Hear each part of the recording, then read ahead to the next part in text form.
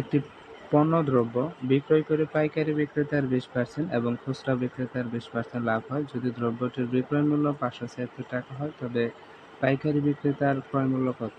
তো এখানে আপনাকে প্রথমে যে কাজটি করতে হবে সেটি হচ্ছে খুচরা বিক্রেতার বিক্রয় মূল্য 576 টাকা থেকে 20% লাভ বাদ দিয়ে ক্রয় মূল্য বের করতে হবে। এরপরে আপনাকে যে কাজটি করতে হবে সেটি হচ্ছে খুচরা বিক্রেতার ক্রয় মূল্য থেকে 20% লাভ বাদ দিয়ে পাইকারি বিক্রেতার ক্রয় মূল্য বের করতে হবে। মনে রাখতে হবে খুচরা বিক্রেতার ক্রয় মূল্য সমান হচ্ছে পাইকারি বিক্রেতার বিক্রয় মূল্য।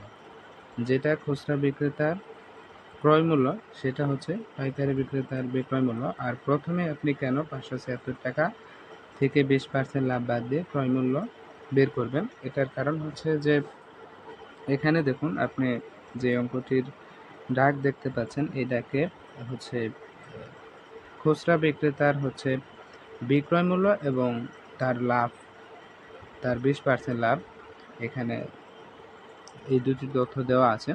আর পাইকারি বিক্রেতার শুধু 20% লাভ দেওয়া আছে। এখানে কিন্তু আমরা জানি না যে পাইকারি বিক্রেতার বিক্রয় মূল্য কত অথবা ক্রয় মূল্য কত। আর এখানে ক্রয় মূল্য তো বের করতেই বলা হয়েছে।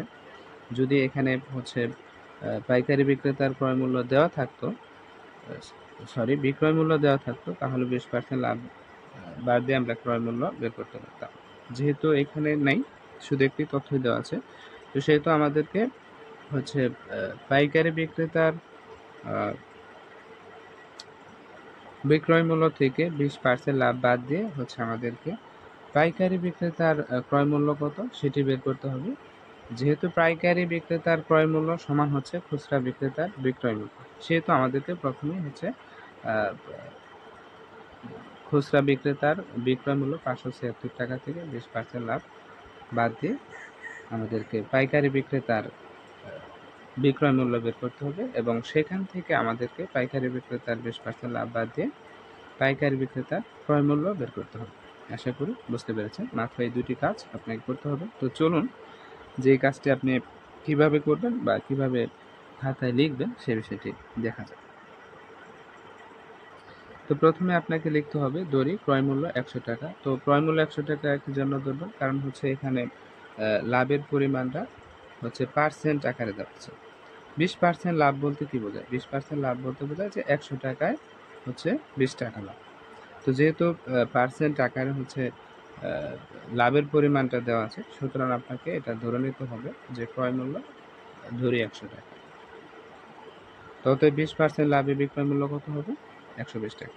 তো এরপরে আপনি হচ্ছে খুচরা বিক্রেতার হচ্ছে আপনি ক্রয় মূল্য বের করবেন। তো এটার জন্য আপনাকে প্রথমেই লিখতে হবে যে বিক্রয় মূল্য 100 টাকা হলে ক্রয় মূল্য বিক্রয় মূল্য 120 টাকা হলে ক্রয় মূল্য 100 টাকা, বিক্রয় মূল্য 1 টাকা হলে ক্রয় মূল্য 100 ভাগ হচ্ছে 120 এবং বিক্রয় মূল্য 576 টাকা হলে ক্রয় মূল্য 576 গুণ 100 ভাগ হইতেছে 120। এভাবে লিখবেন। লেখার পরে কাটাকাটি করবেন। কাটাকাটি করলে দেখবেন যে 480 টাকা হয়। তো অতএব খুচরা বিক্রেতার ক্রয় মূল্য হলো 480 টাকা। আর খুচরা বিক্রেতার ক্রয় মূল্য হচ্ছে পাইকারি বিক্রেতার বিক্রয় মূল্য। এখন এই পাইকারি বিক্রেতার এই বিক্রয় মূল্য থেকে আপনি 20% লাভ বাদ দিলেই পাইকারি বিক্রেতার ক্রয় মূল্য পেয়ে যাবেন। তো সেটার জন্য আপনাকে এইভাবে লিখতে হবে যে বিক্রয় মূল্য 120 টাকা হলে ক্রয় মূল্য 100 টাকা, বিক্রয় মূল্য 1 টাকা হলে ক্রয় মূল্য 100 ভাগ 120 আর বিক্রয় মূল্য 480 টাকা হলে ক্রয় মূল্য 100 গুণ 480 ভাগ হচ্ছে 120। তো এবার কাটাকাটি করলে দেখবেন 400 টাকা হয়। অতএব পাইকারি বিক্রেতার ক্রয় মূল্য 400 টাকা। উত্তর 400 টাকা। আশা করি আপনারা এই বিষয়টি বুঝতে পেরেছেন।